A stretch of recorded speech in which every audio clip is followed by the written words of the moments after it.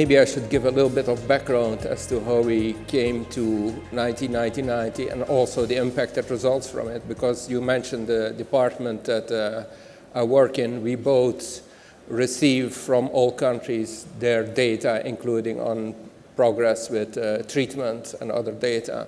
But our department also has been central to the modeling that actually informs that 1990. So briefly, this was done back in 2014, and the intention was to see what is needed in the AIDS response, in the global AIDS response, to take us towards ending the AIDS epidemic. And so that was translated itself in a 90% reduction of incidence and mortality.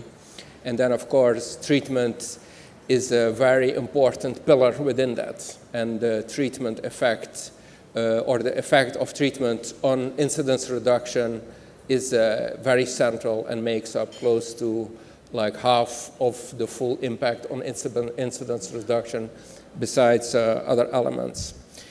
And so 1990, as David said, maybe it does not need explanation, but it is key to understand that like 1990 is an essential element for that impact to be achieved. Like if we do not reach 1990, we will also not achieve that reduction in incidence. So today there is, like we have also put out a report just a week ago that gives the current status of where we are in the achievement of 1990. And at the end of 2015, we estimate there's about 17 million people on treatment. And it translates, in terms of 1990, it translates in awareness that we estimate at about 57% globally. That is to say, 57% of all people living with HIV know that they are living with HIV. And treatment coverage of about 46%. And finally, the level of viral suppression currently is estimated at about 38%. So that last pillar, 38%, is only about half of what it needs to be for us to achieve that incidence reduction. Also, if I can just mention, we mentioned 17 million people on treatment. Of those, there are close to 900 children, because children, of course, need their own specificity in terms of formulations and also have implications for supply chain. So maybe the last thing I should say, just in this introductory remarks, is to say that just being at this conference, there is many studies from either small areas or from entire countries that actually show the achievability of 1990 in the sense that some areas or some studies are saying we have reached, say, the second 90, we have actually demonstrated we have that, or also we are very close to achieving all three of the 90s. So it just gives the confidence that it isn't just, as it was at the start, like an input to a model that then says, oh, if you do all of this, you will get to the incidence rate, but it gives the confidence that it's actually possible to achieve in the real world, because if it is possible in several places, there is really no reason why it would not be possible elsewhere. Of course, there's a whole load of things behind that, because other places that are currently not doing so well, I'm sure they're lacking in infrastructure, and maybe some of it is also related to supply chain. So maybe that's it for introductory remarks. I'll be happy to come back on specifics. Thank you, Peter. It's, you indicated in terms of achieving the 90-90-90, we're basically at 57, 46, 38, kind of globally. But it can differ quite starkly between country and country, or districts and regions. So it'll be interesting to explore that impact on the supply chain, not just the global numbers, but where it differs. It really is the challenge I think we've put out here to support the 1990 targets is treat all.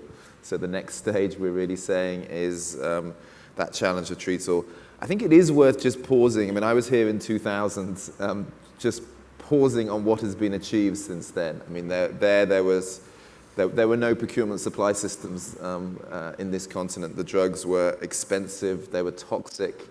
the health system would have difficulties in, actually probably didn't even have the confidence to link many people to the supply chains and to treatment. And where we've come is to the figures that UNAIDS have released, which is, almost 50% coverage, 46% coverage in this continent. So for me, that has been a huge success, and it gives me confidence that we can rise to that challenge of the next stage, which is moving towards treat all. And it is a big challenge, but I think it's one that is going to require that similar effort, the use of data, and many of the innovations. So that's the challenge we're putting out. It's actually, there's 4 components behind it. We have new guidelines on treatment, on testing, so some of the innovations in self-testing, on strategic information, because you need a set of indicators along your cascade to support patients over the medium term, no leakages when you have testing, linking people to care, putting them on treatment, the systems to keep them on treatment, to ensure viral suppression. So you get some of the impact that UNAIDS is showing, both on mortality, but also crucially on new infections, because decisively we need to reduce new infections to make this a long-term, sustainable, impactful market for ARVs and diagnostics. And then finally, we have guidelines on key populations, because for us it is very important, the innovations I've been seeing in data and reaching the most difficult populations to bring them into treatment. That's going to be increasingly important as we move towards that full coverage of treat all. So first of all, I'll go through each. First of all, the treatment components. I think it does suggest we need, first of all, to double the number of people on treatment, and probably go even slightly further, because there's still new incidents coming in there. And that means in the next 5 years, there is a huge opportunity for drugs and diagnostics, but it's also, there's a constrained opportunity, because there's a number of other innovations that we also suggest we need to achieve in that. We need some shifts in the quality of the regimes, in the drugs, in the triple therapy, at price points which are similar or less to what we have now. And we know that it's when we bring in new patients that we have that ability to improve some of these regimens, to bring in the most effective regimens, to ensure long-term stability on patients. So that is the big opportunity. We know 50% of patients are going to be coming in if we reach these targets in the next 5 years, and it's to ensure some of those improvements in the basic drug regimes.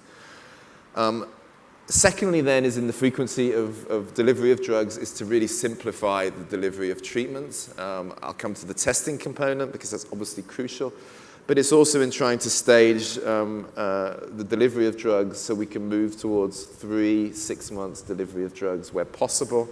I know PEPFAR often starts with 6 months. Our guidelines are 3 to 6 months, but where possible, we've looked at all the clinical evidence, and there's no negative evidence to move that in.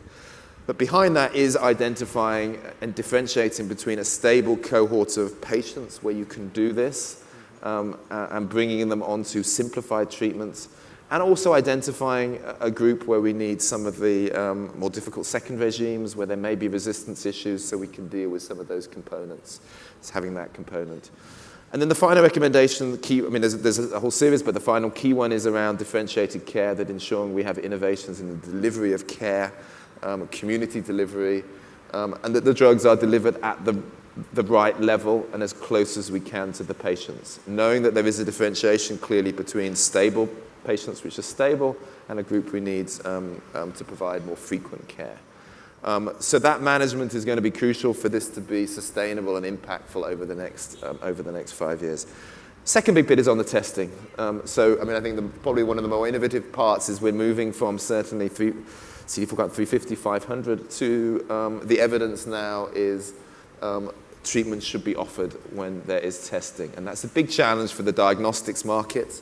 It's to bring testing as close to people, to provide the tests as quickly as you can, and to strengthen that linkage, which we know we lose people at each stage. Each time we touch the cascade, we lose people, and we need to try and improve that. There's certainly recommendations coming through on self-testing, innovation in diagnostics. The second component on diagnostics is still to focus on yields. So it is really to look at the impact we can have on testing, ensure it is well targeted to the groups, that we have that intelligence in the way we deliver, so that we are testing people where we can have a yield to bring them into treatment, because it's a large part of the market, we know.